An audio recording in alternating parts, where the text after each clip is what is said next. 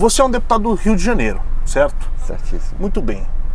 O Rio de Janeiro, pra gente que vê daqui de São Paulo pelo menos, a situação é preocupante, caótica, né? Colapso dos serviços públicos, a segurança, há muitas empresas indo embora do Rio de Janeiro. Eu queria perguntar para você, qual o teu diagnóstico do porquê e de como chegou a esse ponto o Rio de Janeiro e o que o Rio precisa fazer para resgatar a confiança do pessoal, a confiança do investidor e resgatar a cidadania do carioca?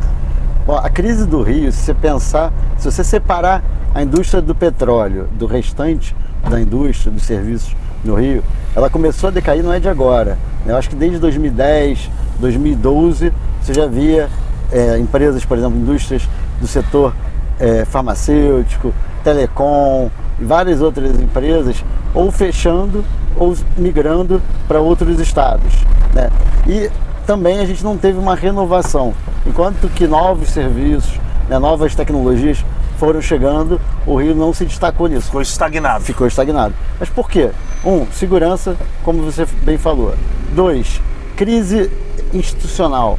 A gente tem problema de corrupção, tanto que a gente tem aí os últimos governadores todos presos ou foram presos recentemente, presidente de Assembleia Legislativa, vários membros do Tribunal de Contas do Estado. Tudo isso faz com que a gente não tenha uma relação sadia entre o Estado e o privado, né? Nós que somos do Novo entendemos que a relação Estado e privado deveria ser a mínima possível, mas ela existe. Perfeito. Né? E quando republicana. De forma republicana, é claro. Pessoal. E o problema é que no Rio ela não foi republicana nos últimos anos, ou nas últimas décadas todas. Se você voltar até mesmo, né, eu falei que a crise começou em 2010, 2012, mas os problemas estruturais do Rio não são de agora, né? Quando a gente fala de segurança pública, né, lá desde a época do Brizola... Década de 90, né? Não, antes. Brizola foi, acho que, a década de 80, né? A gente está falando aí de uma época em que a polícia não podia subir o morro. Perfeito. Para combater o tráfico foi crescendo. Houve uma leniência da força policial com o crime. E de forma geral, né? Eu acho que o Rio de Janeiro hoje ele padece de uma leniência do poder público naquilo que ele deveria fazer, né?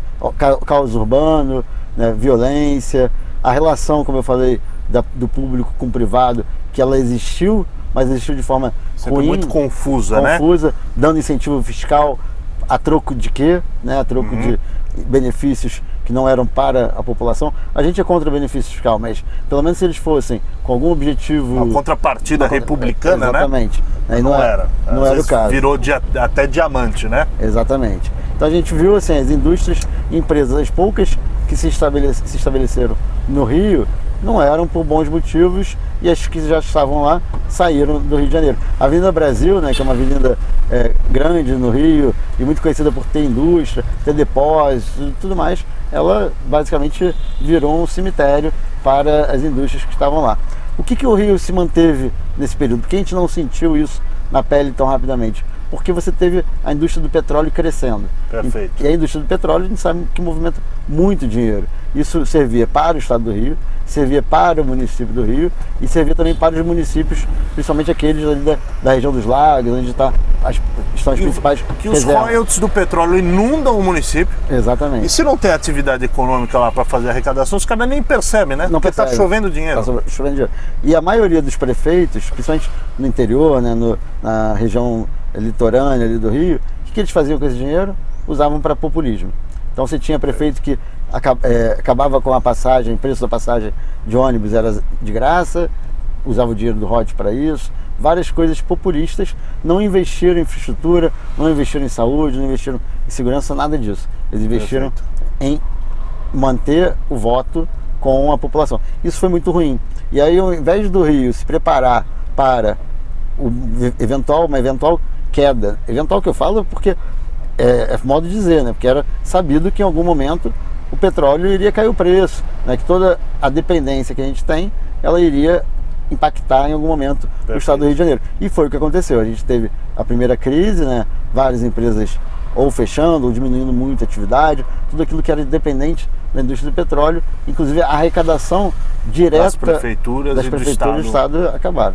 Aí a gente teve essa primeira crise, que fez inclusive que o estado do Rio de Janeiro parasse de pagar os servidores públicos, os prestadores de serviço, né? Então o Rio parou literalmente por conta disso, né? E junto a isso é toda essa crise de confiança. Da mesma forma que a gente vê hoje, né, a gente esperava com a reforma da Previdência grandes investimentos, né? A gente estava com a expectativa, eu mesmo falava, depois que a gente aprovar a reforma da Previdência, a gente vai ter muita coisa vai mudar, né? muito dinheiro entrando e tudo mais. Por que não entrou ainda? Por causa da falta de confiança. Você imagina só, se há uma falta de confiança no Brasil, imagina no Rio de Janeiro, que está mais do que no fundo do poço, né? O Bernardinho, ele costuma falar, o Brasil chegou no fundo do poço, o Rio, ele foi lá, encontrou o alçapão, abriu e foi mais fundo ainda. E essa é a realidade do Rio.